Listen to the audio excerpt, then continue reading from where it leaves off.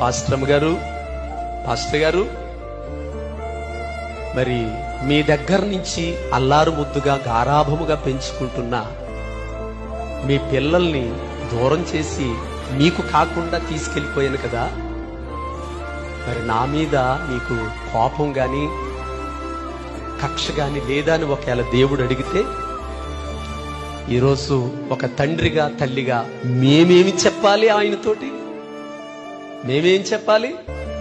తండ్రి, ఏదో నా కొడుకుని డాక్టర్ని చెయ్యాలనో, నా కొడుకుని ఐఏఎస్ ఆఫీసర్ని చెయ్యాలనో, ఒకడిని సేవకుని చేయాలనో, ఒకడిని ఉద్యోగస్తుని చేయాలను ఇన్ని కోరికలు పెట్టుకున్న నా ఆశలన్నీ అడియాస్ చేశావు కదా అని ఒకవేళ నేనేమైనా ఆయనని పన్నెత్తి మాటని ఒకవేళ దూషిస్తానేమో అని ఒకవేళ ప్రశ్నించి ఆయన నన్ను నా భార్యను అడిగితే మేమేం చెప్తామో తెలుసా?